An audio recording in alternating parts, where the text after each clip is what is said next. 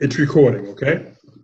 Okay, guys, we're going to get started right away so we can get my daughter off of here because she's been waiting around a long time, as many of you probably have, trying to get on a live. We had very, very bad success in trying to get that done because for whatever reason, it wouldn't allow her to be added to the live. So I'm going to go right into it. This is my daughter, Olivia. She is currently 18 years old. She's a freshman at, where are you a freshman at? Maybe. University of Alabama at Birmingham. University of Alabama by Birmingham. And that's the bottom line with her. She's doing extraordinarily well. And I wanted you guys to have a chance to see her and hear from her voice.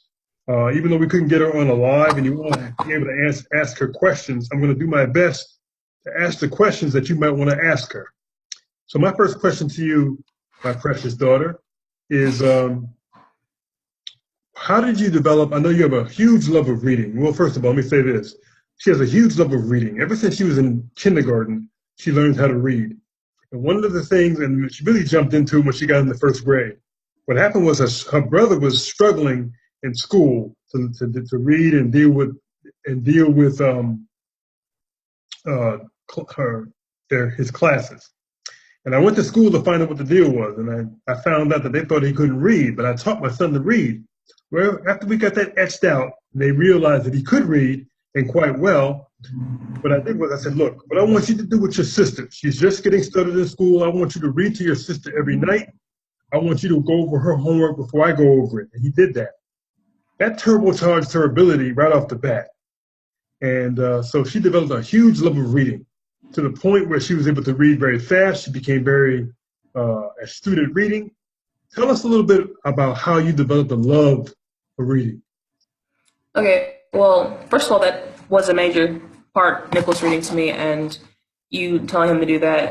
But the main thing would probably be during school, we would have a lot of reading competitions. We'd have a lot of books to read. We'd have reading time, and there was just a lot of interest in that with me because I was kind of a competitive person. And I also just liked the fact that it was something that I could enjoy in my leisure. I could pick books to read. I could, pick things that interest me. And over time, I just do that more and more. And so in middle school, I had, Hunger Games, Divergent, a lot of the young adult reading series and teen series. And by like high school, around 10th grade is where it kind of edged off since I had a lot more books to do. Let's go. Let me stop you right there. Let me go back because I remember taking you to a bookstore. I don't know what you remember about how old you were then when I took you to the bookstore and you had Hunger Games and all these books in front of you.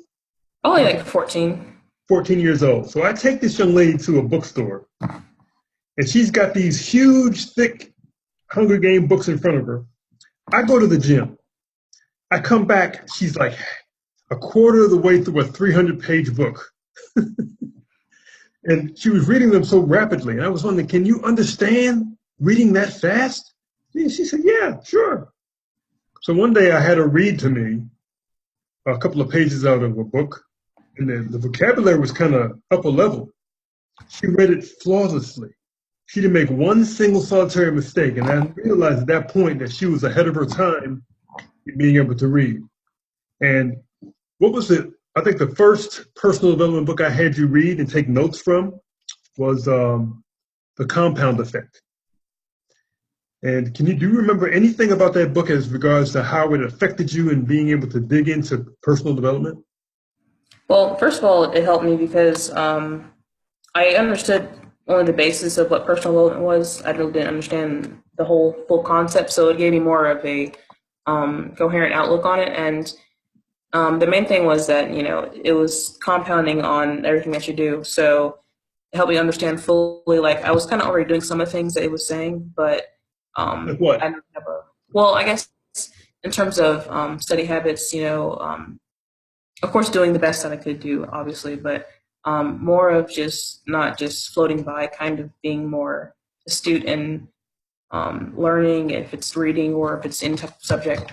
And then by the time it was more, I guess, high schoolish, it was more, I used it more since it was needed more since things got harder. So that'll be the main thing I took from it. And of course, as a side note, it was important for me in college because I used that book to in my interview for my honors college classes, and that was helpful in me getting into the honors college I wanted to get into. And here's the remarkable part about your progression. You started, I think you went to private school, right? For 3 years, yeah. You Brubaker Tech. Then you went to a magnet school. Then you were doing all of this stuff. Every school that you've been to, it was always upper level schools. And the reading helped you, obviously. Mm-hmm. Then you got to the point where you got to junior high school. Tell us a little bit about, you got an award in junior high school, I think, for like, what was that certificate that you received? Was it junior high school that you got that, or was that high school? For what? Position, I think it was like medical something or other. It was like you were going to be like a future physician kind of thing going on. What was that about?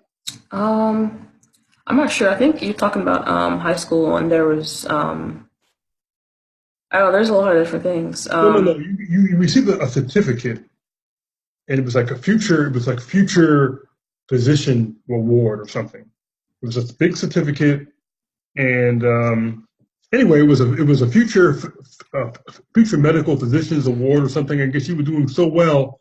Oh, I know what you're saying. Oh, that. Yeah, that was middle school.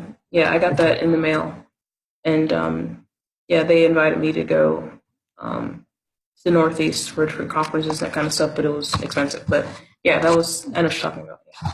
Okay, so now, when did you start volunteering at hospitals by their request? That was 10th grade. 10th grade, I started volunteering. For the most part, it was in my local hospital, but I met with my friend who was also going there before me, and we both did it together. And then I did it by myself the next 2 years. So now you're actually walking around the hospital as a 10th grader. Yeah, we had to buy scrubs and what's yeah. that? And we had name tags and scrubs, and we had our own ID badges to swipe to get different places. So they're looking at you like you're a doctor. I got stopped a lot and asked questions. In the 10th grade? Yeah. People walking up to you like, hey, can you help me? I'm just a student. I'm just a student. Yeah, I'd have to tell them that, well, I'm just a volunteer. Tell them that you were doing brain surgery. You probably would have tripped out. But so you're doing that. When did you take your first AP class, your advanced placement class? Also 10th grade. 10th grade. So 10th grade thing sort of kicked off for you that you're in high school in the 10th grade, you're taking advanced placement classes, you're volunteering at hospitals. Let's go back a little bit, because the purpose for you volunteering at the hospital and the purpose for you taking AP classes, you began to develop an early interest in wanting to be a physician. When did that start for you? I would say had to have been elementary school. I can't pinpoint the exact time, but I know it was elementary school. I remember actually in 3rd grade, I dressed up as a doctor for Halloween for class. We had to dress up as the career we wanted to do, but it was Halloween related. And I think it was just, I like working with kids. Obviously at that time I was a kid myself, but younger kids than me, I like that. And the whole concept of just being in a hospital and walking around and just having that atmosphere was just really interesting to me. I thought it would be fun. And then as I got older, I learned more about it, and I thought it was interesting. Okay. So now, from the beginning, you realized that you needed to get employment that was going to pay a substantial amount of money for the lifestyle that you wanted to attain. You knew working at a very minimal job with basic money, minimum wage wasn't going to be the way to go for you. They had a little class for you to go to where they say, well, if you want this right over here, you want these things, you need to have this much money. And you figured out real quick how much money you needed to have, and being a physician was going to enable you to be where you want to be. But a lot of people might think that I or your mother led you in that direction, or forced you in that direction, or made you study hard so that you could be a doctor for us, or be a lawyer for us. Was that the case? Well, no, I always, like we were saying before, from young age was, more into academics than a lot of kids my age. And I wanted to do well because I just, it was something that I thought was important. And as I got older and understood what I wanted to do, it became more important. And it was just something that it was necessary to do. Like even now, it's obviously necessary, but um, it's not something that was forced upon me. It was something that I wanted to do because it was something that I knew that to obtain my ultimate goal, of being an OBGYN, I have to do what is, necessary, and doing well in school is something that I should have to do regardless of that anyway. So I decided to It's go along. amazing. It's amazing that you come out like that. I'm listening to you. Not like I don't know this information I'm asking you, but it's like for you, it's like a matter of fact. Of course, I would study hard. Of course, I would do what needs to be done. Of course, I wouldn't be distracted by other people. Of course, I would just, nobody forced me. This is what I do. This is who I be, basically, is what you're saying. How did you develop that mentality of not being distracted by what other people are doing or talking about the fact that they think that it would be too difficult for you to be a doctor, or you got to study hard, or you got to sacrifice too much, or whatever? I think it felt rewarding after a while, or after a short amount of time, actually, and it wasn't at first, getting that first development of it. It wasn't hard to really achieve because elementary school is elementary school, but middle school was when it really hit home for me, actually seeing that I was trying to do, good work and study hard, that kind of stuff. But it was just something that I thought was rewarding. Getting an F isn't something that really makes me feel good about myself. So I would think that getting an A would be something that I would want to strive for, even if it's not to obtain a goal, just in general, because that's something that makes you feel better. But yeah, but not all your well, maybe all your peers did all your peers think that way? Well, no, obviously all my friends did because that's the kind of friends I had, but obviously they didn't. But I think obviously goals are part of it. But I think that they had other endeavors that they wanted, like sports or social type stuff, which I had both of those, so it really didn't matter anyway. But I think that in order to really understand the importance of study habits and working hard, you actually have to obviously it's a mindset, but it's also your environment. And my environment was filled with just it being an obvious thing, like it's expected, and also it's something that you want to do since it's And this is interesting because I've heard it stated, and many of the viewers that are probably watching this recorded Zoom, you're going to be the top of your five closest friends, or you're going to be like your five closest friends. It just so happens that many of your friends also went to college like you. Many of your, yeah. I mean, they aspired to greatness. So it's not by accident that you would be this way. I think it's Yeah. commendable that you're Yeah. this way. I mean, My best friend actually was a valedictorian, well, almost valedictorian, but and all of my friends were top 20s, top 30s of the class. So I wasn't friends with, I don't want to say dummies, but everybody that you were friends with were striving for greatness, like iron sharpens iron, from what I can see. Right. So you develop this tenacity, much like I was talking to Nicholas yesterday about this tenacity for wanting to do well in school. And the way you share it, it's like a matter of fact, like who wouldn't want to do well in school? Well, yeah, unfortunately, everybody doesn't think that way. All children, all teenagers don't operate that way. They say, well, you need to have some fun. You need to go to parties. You need to do this. You need to do that. So if I were to ask you, how do you maintain your stance and not be distracted? I already know the answer to that question.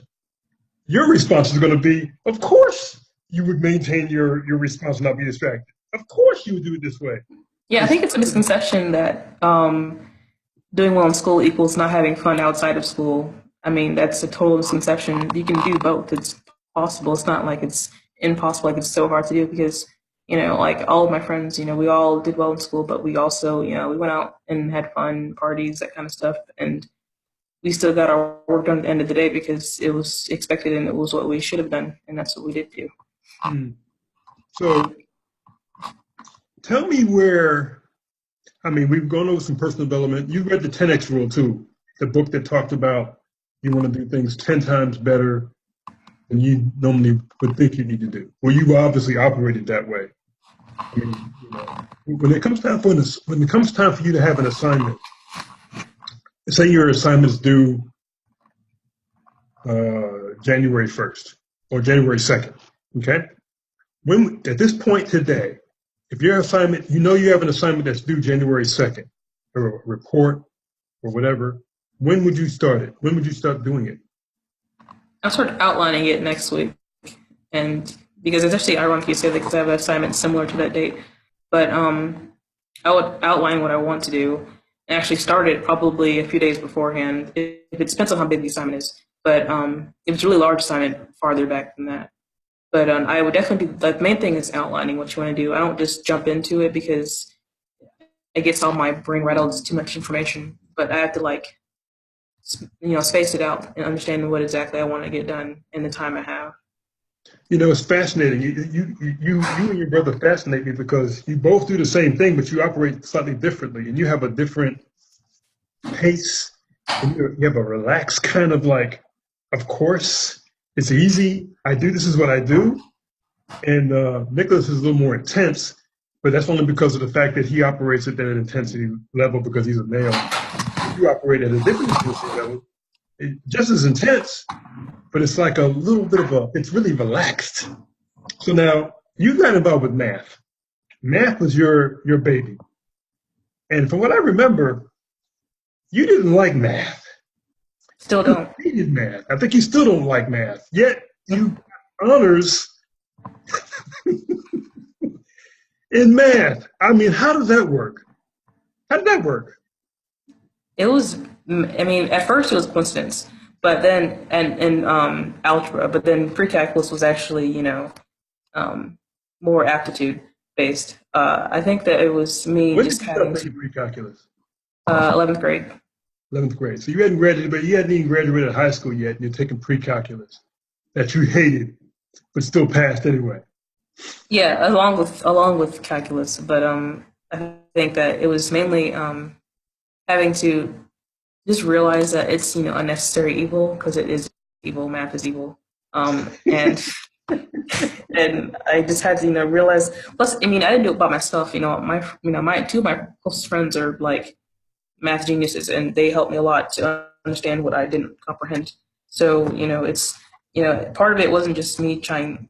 Part of it was me actually using my own aptitude and understanding to figure things out. But a huge portion of it was actually understanding that when you need help, get help. So, I don't have you on a live right now, so I don't have any questions before me that people would be asking me, obviously, at this point. What would you say, where were you before you got to this level? Let's go back, let's ask these three basic questions. Where were you? I'll start with that one. Where were you before you ever got to this level of greatness, I'd say? I'd say I was doing better than the average would, but I didn't know why. I was kind of just kind of doing it because it was expected and because I wanted to do it, but it wasn't something that I actually understood fully the end goal, the end game of what it was doing, which is going to school, that kind of thing. Okay, so now where are you now in comparison? Now I'm fully understanding my goal, OBGYN or pediatrician actually. I don't know which one. And I know exactly what I want. I know how to get it. Studying habits and social life, everything's I feel myself is balanced, and I'm doing pretty well. I have A's and B's right now, so and finals are coming up. So So you're in like the finals week right now, right? yeah. Well, I had my first one yesterday, but my main ones are next week. Next week is actual finals week. Okay. So now we talked about where you were. We talked about where you are. So at this point forward, where are you going? Fast forwarding, like full speed ahead to med school, hopefully in 3 years, not 4, because I'm taking summer classes as well. So those should cut off a lot of time because I want to just get to there as fast as possible so I can get to my actual goal, of being a physician. And I think that the end game is, of course, the physician job, but also having had all that schooling and everything, finally being done with school. So, you know. I understand that. I understand that. It's average. You know what? It's like I told Nick yesterday. I'm glad you're my daughter. I tell you, I was glad he was my son. I'm glad you're my daughter because I mean, you're amazing. I love you, and I think that you're doing a marvelous job. You have a lot of power in your demeanor, even though your demeanor is calm. It's such a directness to what you believe you can accomplish. Such a directness and awareness that you have about yourself. You're introspective. You obviously have done a lot of thinking about what you need to do. You obviously have done a lot of self-reflection, and you obviously have assessed what you need to do so that you can move forward, so that you're not wasting time, which is good. You have good study habits, right? How often do you study a week, and when do you study? That's complicated. I it depend. I'd say a couple times for each class that I go to. I have about 4 or 5 classes, so a couple times about 45 minutes for each session for that class. Okay, so here we are. Um, yeah, we've talked about where you were, where you are, where you're going. If somebody that's in junior high school right now, the parent has them watching this right now, and that child or those children are in junior high school right now or in elementary school right now, and they're eventually going to get to high school and they're eventually going to get to college, but college is so far in advance. Somebody that's in elementary school can't even fathom that. So if you were going to be talking to them to try to guide them, to try to give them some advice, guidance, what would you say to them? Well, I mean, the first thing is obviously cliche, but it still makes sense. Is do your best. Slacking off isn't something that I would suggest, obviously, but you can't be serious all the time, or else it just puts too much stress on you. And being stressed out throughout school isn't the best experience. And I've had dealt with that throughout some parts of my life that I could have been less stressed, but you can still do well in school without, putting too much pressure on yourself. And, in elementary school, it's a lot more laid back. So, I mean, have your fun and all that kind of stuff, but also realize that, everything that you do has an effect in the future. And for middle school, it's important. High school is slightly more important though, but for middle schoolers, realize that, it's hard now, but you'll think it's less hard in the future. So I think that, if you don't have to like study all the time, but just, look over things, glance at them at least, try to at least do somewhat better than the person next to you, if that helps you. Um, and then just realize, just figure out what exactly, not exactly what you want to do in life, but, maybe something that you're interested in so that you can work towards that and then eventually get in your groove and understand what you actually want to do and how to get there. Very good, very good. What would you, to adults of children, what would you tell them is the best course of action for them to inspire or encourage their children? Well, I expect good grades, but not perfect grades. And, go ahead and just, I guess, look at how they already do in school, and kind of base I guess, your reactions to report cards, that kind of thing, on how they already do, so that you're not expecting them to get straight A's, and if they make a B, you're just totally like against that. And it's gonna like, that hurts more than it's helping. But at the same time, don't just, if they get in straight C's, but they could probably get at least B's, don't just say, okay, well, you did your best, that probably isn't their best. So gauge it based upon the person. Don't put the same, category for each child, or if you have one child, for everybody, because not everybody works and operates the same way. And I guess to inspire them, you can, I mean, so like, I kind of find out what they're interested in. That's one thing that's helpful. If you can help them figure out what they're interested in, they can maybe help them understand what they want their goals to be. And you can work out your own goals too, so you both have goals. That'd be So helpful. how important, what's the ramifications of a parent setting the example for their children in one capacity? Like, your mom has a master's degree, for example, okay? And she's into academics and doing her thing, and I have a bachelor's. Your grandfather has a PhD. Your grandmother has a master's degree. How important is it for the parents to have some kind of example that they're setting? Well, it's probably one of the most important things, Examples are, we're all molded by our environment and, our parents, everything that they see, that we see, that they're doing, we see it and we try to do the same thing. So even if they don't have the best education, you can at least set the example of what you want your kids to do, and if you do have an education, then obviously you want your kids to do the same thing. You want them to always do better than you have. So I'm glad you raised that point because not all parents are going to have upper level education, but they still can set the example of goal setting. They can still set the example of determining what it is that they want to do and do it to the best that they can do, so their kids can look at them and say, you know what?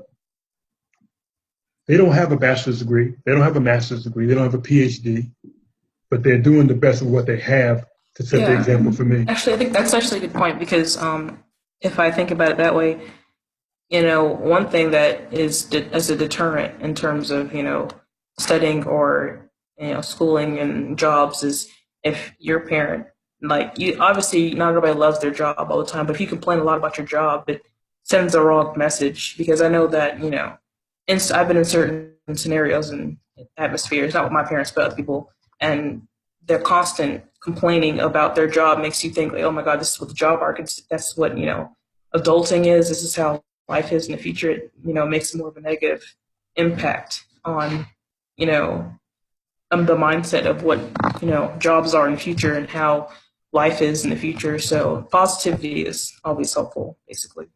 Definitely. So what are three things that you can tell the audience that you've learned from me that's been beneficial to you? I'd say, of course, personal development would be one. That's a huge one since, it helps to keep someone like me motivated because I can be lazy at times. I think the second one probably would be to, well, I guess positivity. That's always another one because staying positive is what helps you do everything else in your life when you are under stress or duress or anxious. Like just before this video, I was just anxious about it, but help me stay positive to actually understand that it's not like it's a huge deal, And the last thing would be, this is hard.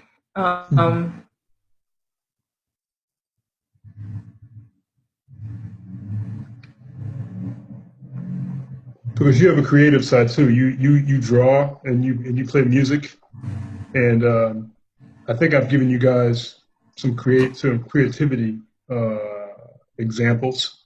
There you go. And I think that's probably could be the third thing that you probably could say that I influenced you on. I think social media is very important if it's used correctly. Yeah, as you notice, I always give you guys accolades on social media. I always point out what you've done great as opposed to pointing out what you didn't do so well. And I give you recognition, as much as I can so that people know that, hey, you guys are doing some things. So I'm not going to keep you any longer. You've been a very, very good interviewee, if you will. You shared information that was from the heart, and you shared information in a very, very concise manner. You speak well, you think well, and I want you to continue to do what it is that you're doing. You're on the right track. I expect great things from you, only because you are great. So just say goodbye to everybody. Okay, bye. And thank you for your time, and you keep crushing it. Okay, you're welcome. Bye, Daddy. Bye.